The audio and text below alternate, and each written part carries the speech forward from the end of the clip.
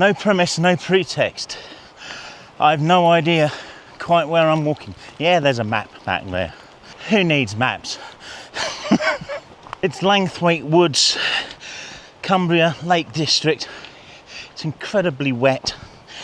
I'm quite easy to spot in my PGY-Tech 1 Plus, whatever it is, backpack, sorry, I can't remember. But I've got it because over the next few days I'm going to be doing quite a lot of walking in these kind of places, and in some cases carrying more than just my camera gear. So whilst you've seen it before, big thanks to PGY-Tech for sending this much earlier in the year. This trip to the Lake District is exactly why I asked for a large backpack. This is 45 litres, plus an additional 10 that unpacks.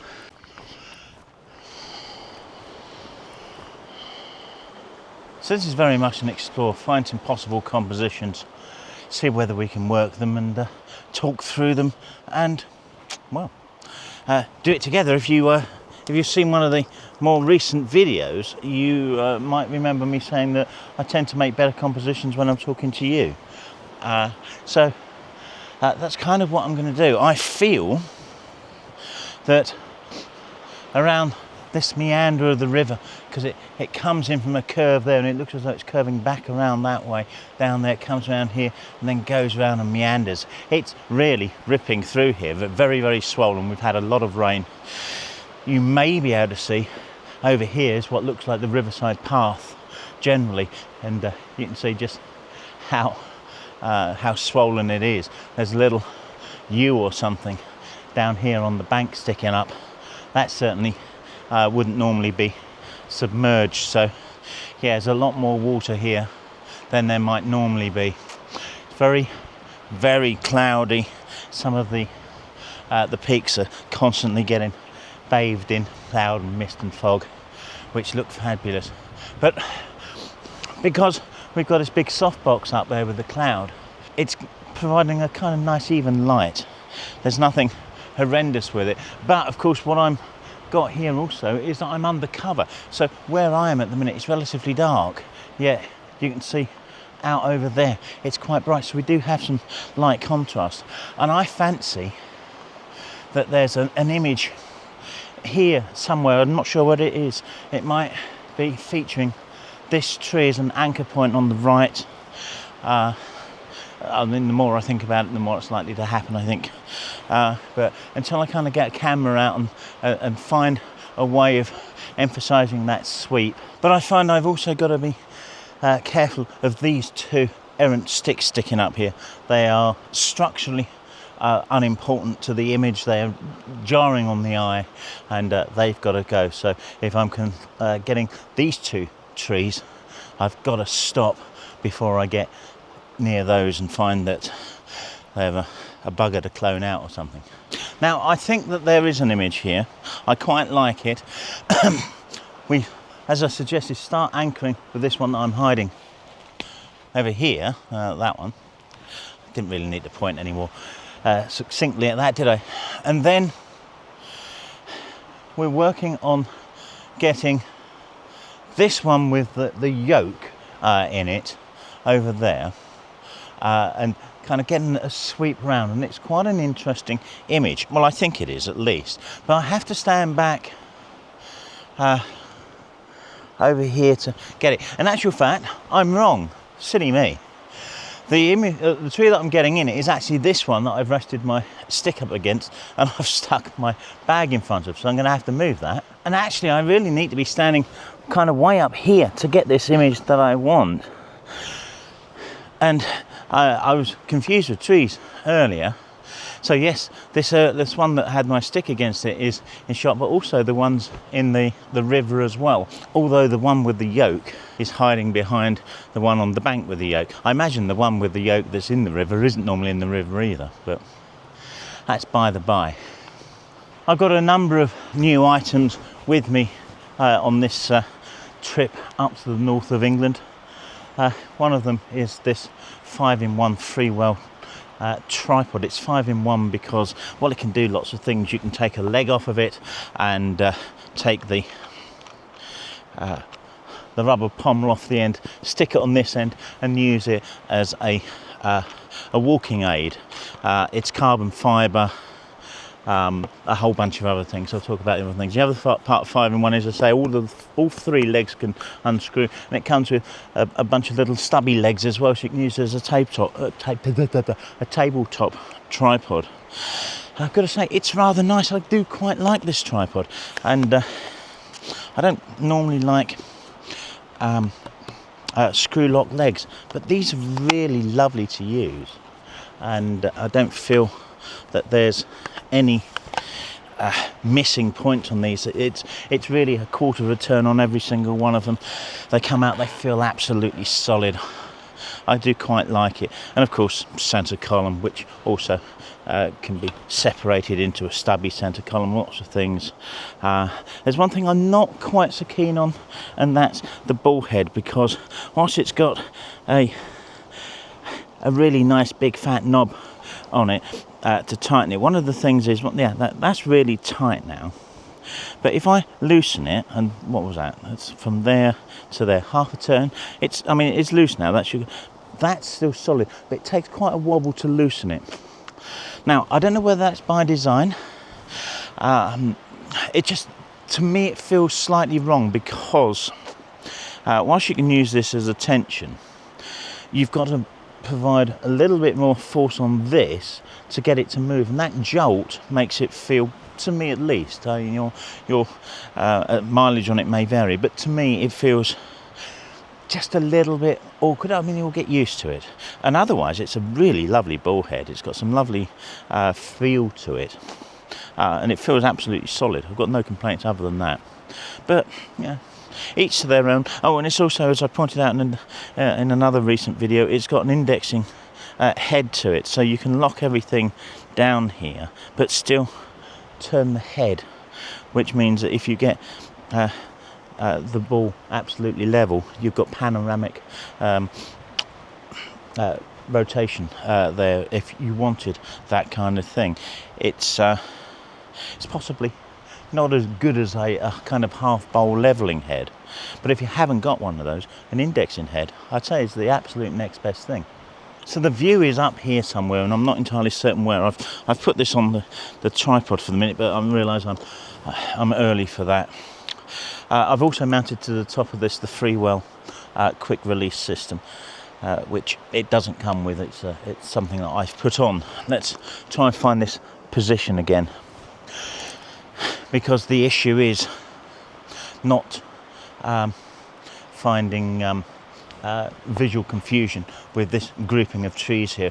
I've either tried to separate this from the two behind, or I've got to hide one behind and not really have it peeking out, and that's really very much the issue here.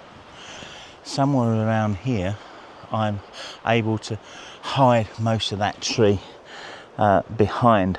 In actual fact, I can almost line the two yokes up, which is rather useful. So yeah, the image is kind of here, leaving a gap on the big tree, a gap over on that side, and yeah, I think that's kind of where it is.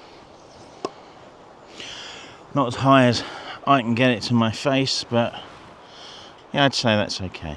Now, I don't want to mess the shot up, so I'm going to hedge my bets a little bit in exposure, because there is a little bit of cloud detail up there, not a lot. I mean, otherwise it's just completely white. But in order to capture the darks of everything down here and the lights, not sure the camera can do it in one shot, so I will take some multiple exposures and see what I can do in post-production. This may require an HDR, or it may require some blending of two images, if you like. You know, a kind of few moments later. Brought with me in this trip is any graduated NDs. Not that I use them very often, but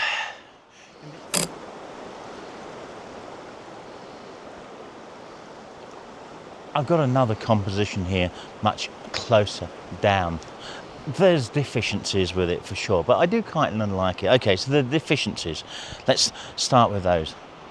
All of this stuff here sticking out, and those errant things just there. They're a problem to me. But beyond that, you know, I've got a nice kind of sweep going through, and I've chosen to crop it in camera, although it's not ditching pictures, so I've got this choice later on to a 16:9. I might not use the 16:9, I'm not sure. But the reason, principally, is this stuff down here. It just provides, for my mind, something a little bit too complicated for the bottom of the scene. So with a 16:9, I can crop that off. I have thought about trying to move closer to it. In actual fact, I've tried it. The problem is, I lose a good chunk of the image by doing that. I'm also, now I'm talking about it, see what I mean about talking something through, I'm also now conscious that that position doesn't take into account that there's actually two trees here. One kind of melds into the other. So I might reposition myself to deal with that problem. And I've also stuck a polarizer and an ND filter on, just to take the water down a little bit and provide a little bit of blur, although a couple of seconds it's too much blur, so again I need to play with that. So I've actually lent into the stuff on the bottom of the frame that I didn't particularly like before. I've lent into it even more for a second shot. I'll probably show you both of these unless there's something horribly wrong with one of them. But I thought perhaps the image isn't quite so bad. I'm not sure you can see that. You can see this. If I pull back, because we've got some reflection of the trees there, and also some of the others over the back here kind of coming back on it. I've increased the shutter speed a little bit so that we've got far less movement captured on the water. So that kind of works, although I think I'll probably take one without the ND because it's moving quite fast anyway, so I don't think I'm going to have too much trouble with that. I quite like the image. I hope you do. I'll put something up on screen for you.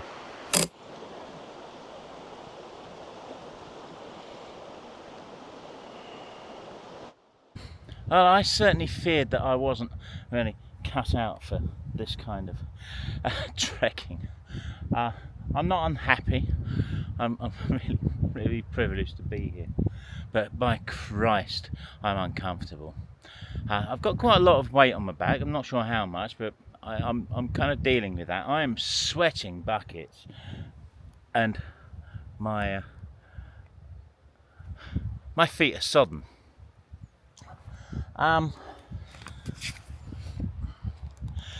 I've just done something I never thought I'd do again, which was a handheld panorama of this view here. Now, you might wonder why I've chosen to do a handheld panorama.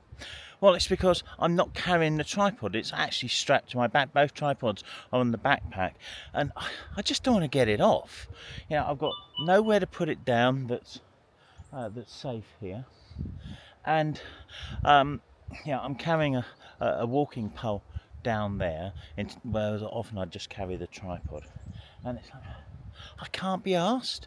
So if this image is any good, which I very much doubt, I'll put it up on screen as a panorama, kind of looking across it. I mean, it's a lovely view, and it's as warm as you like, but as I said, I'm sweating like a pig, because again, I don't want to take the bloody backpack off to disrobe and then carry that separately as well.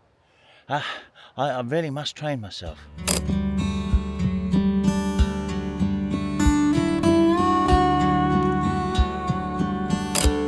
You'll have noticed, of course, that I do like making images look a little bit kind of retro. Now, this is the Kimbai 2 preset from DxO Film Pack. It suggests it's an 1880 preset, but I'd look at this and think it's more kind of 1950s. This is the stitched pano, and whilst I think it looks really good, I did have some real trouble with the alignment of the water, because of course it's the one moving thing throughout this, and there were some lines in it. I've tried to mitigate them. You may still be able to see them. Do hope you can't.